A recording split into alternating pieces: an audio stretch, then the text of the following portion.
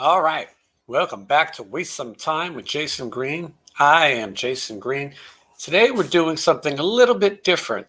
I had the good fortune to interview Donnie Dunnagan. He was a child actor, probably best known as the voice of Bambi in 1942. But in 1939, he appeared with Boris Karloff and Bela Lugosi in the movie Son of Frankenstein. This was a little bit of a different chat than what I'm used to. If you've watched my channel, you know my interviews are usually long. This was a very limited amount of time, only to get a few questions, and so it was something different for me. But I didn't want to miss the opportunity to talk to a living legend. Mr. Dunnigan is 87 years young. He has a great memory. He's sharp. He is retired now, but he's had an incredible career. You'll hear him talk a little bit about how he was discovered at age 3.5. And then the movies that he went on to appear in. He appeared with Basil Rathbone twice. He appeared with Boris Karloff twice. And he made a couple movies. He wrapped his career up as Bambi. How many people can say their career, they ended such a massive career at just the age of 5 or 6? He'd also worked with Vincent Price. Shemp from the Three Stooges, one of my favorites. Unfortunately, we didn't get the time to discuss Shemp, but maybe we can do this again. We mainly talked about the Son of Frankenstein, Boris Karloff, and Bela Lugosi, and the time just went so fast. And we didn't even really get too much into Bambi, but we can do that possibly another time, But I've got to point out that this for Bambi, Walt Disney personally called his mother and hired him to be a face actor. They were going to sketch ideas for Bambi from a child. And when Donnie went in, they decided that they'd also like to have him be the voice. There's different voices. There's Donnie is the young Bambi, which is the main Bambi that you see in the movie. And, I think Bambi traumatized so many people, including myself. Sometimes I'm not sure if it's one of the most depressing movies ever made. I think it began how much I despise hunting and hunters and how disgusting I think they are.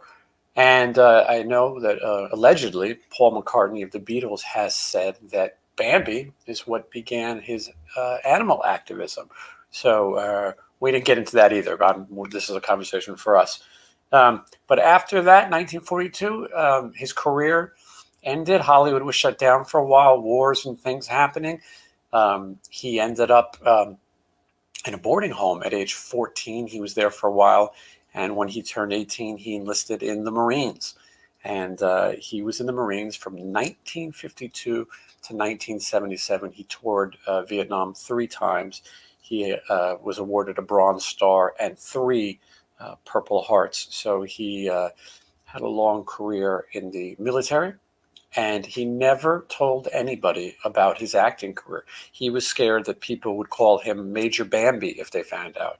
This is a tough guy. He led a big group of people as a major, and this man has lived through a lot. He's been shot multiple times in combat, and he's lived to tell. And it wasn't until many years later that people discovered that he was this actor. And I believe his wife found some of his there was fan mail and things for him that had accumulated, and he had to come clean that he's the voice of Bambi, but also starred with Boris Karloff in The Son of Frankenstein, where he is the grandson of Frankenstein. Basil Rathbone would be the son of Frankenstein.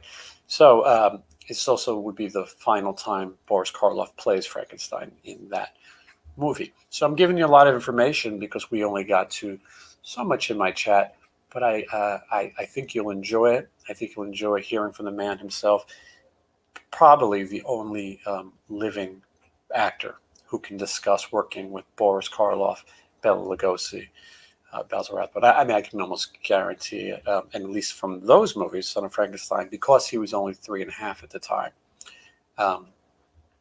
he is the only living cast member. So he's a fascinating guy, you're going to get a small glimpse into his life.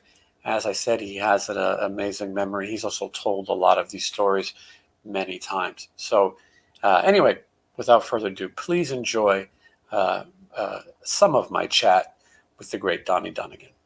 Hello, Jason. How are you? Nice to meet you. Thank you. Probably better than I deserve today. Yes, too good. So it's an honor to be able to have this brief chat with you. And so I wanted to ask you, is it true that you were discovered as an actor through a talent search at just 3 years old? I was 3.5. 3.5.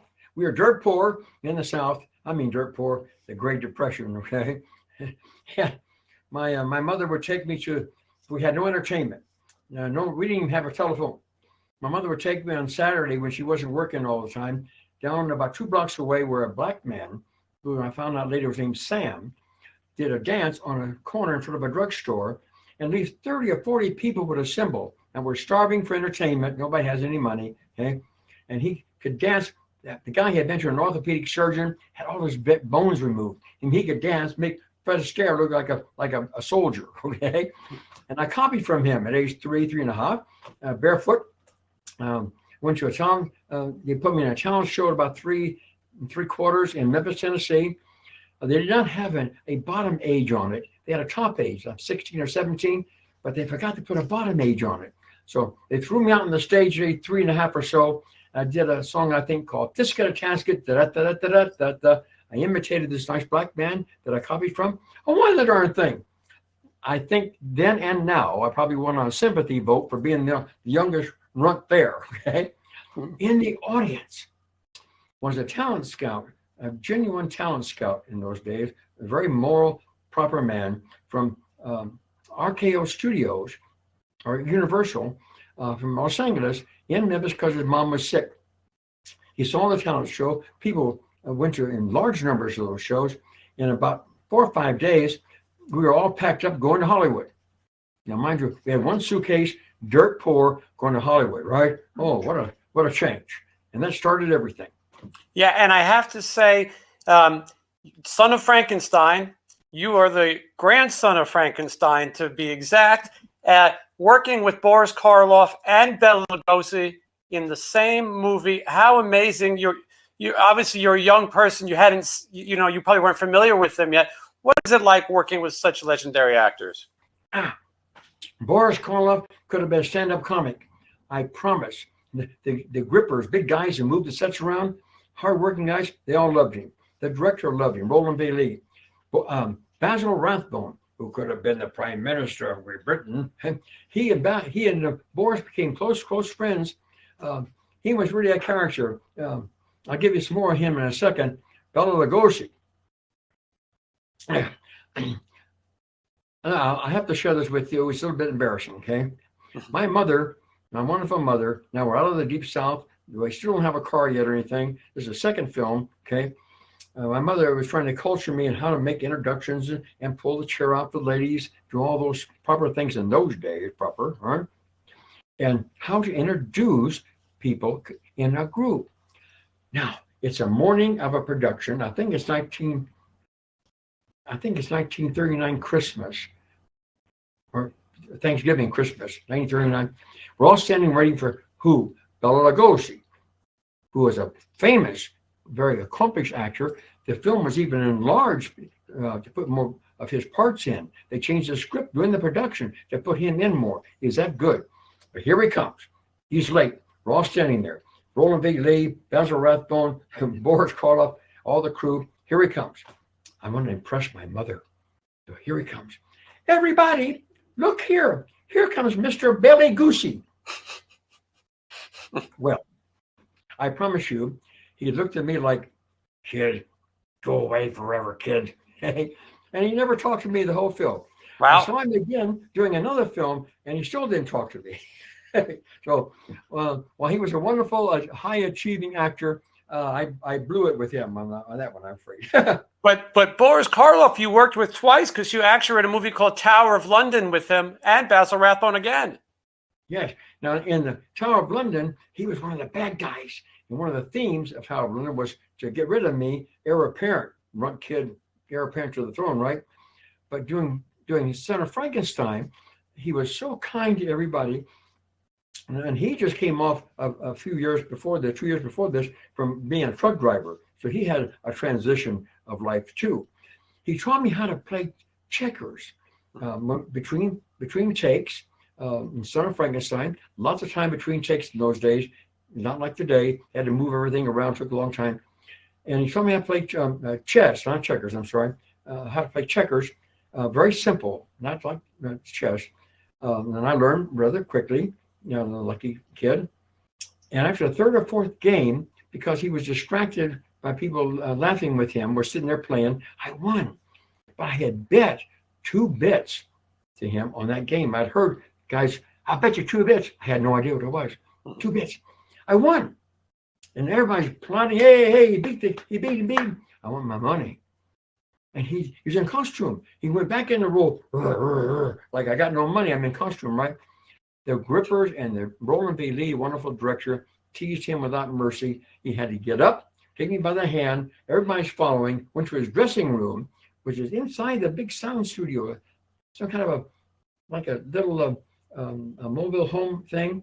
He went inside, everybody's watching. He came out with a silver $50 or $1. I think it was a $50, bright as the Dickens. I had never seen one. So on the second film, remember, we had been dirt poor. I thought it was phony money. I wouldn't take it. Boris Karloff, in front of everybody, got down on one knee and looked at me and to get my elevation, looked at me and said, this is real money, Johnny. This is real money. If I had a photograph of that, I could pay my mortgage off. Yeah, if you still have that money, think about what it'd be worth now. Yeah.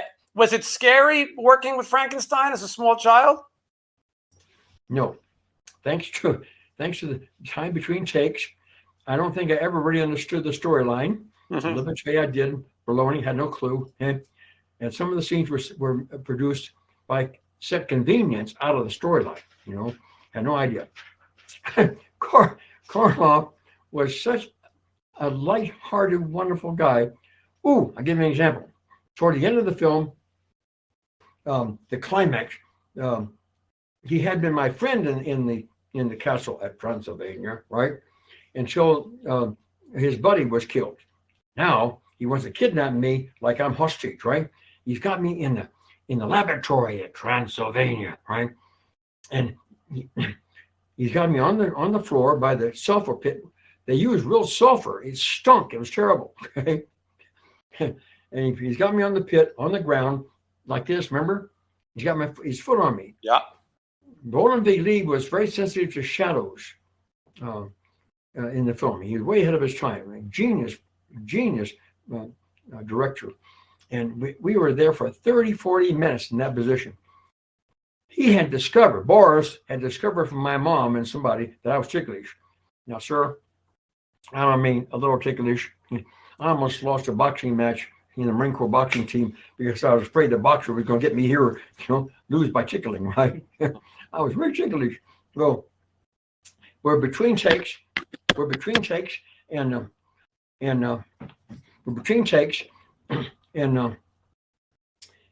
started tickling me with his boot. Took his foot off me. Here, I started laughing. He started laughing. Everybody did. Roland Beatty, who never got angry, I think a little bit, then said, "Take a break." And we did for several minutes. We came back to shoot that again, and the same thing happened. Everybody started laughing. When children saw that film, and we were there for the opening, and several other shots. Why weren't you afraid of him? We're afraid of him. How could I be afraid of him? He bought me ice cream in the cafeteria of the studio. My mother loved him. Everybody loved him. And I did too. Yeah, amazing story. We'll have to have you back to talk about Bambi next time. You're obviously beloved for the voice of Bambi, and you chose to keep your acting career a secret all those years so that people can research that. Thank you so much. What an honor to speak to you. Thank you for your courtesy, sir. Thank you. You have a great day. Thank you.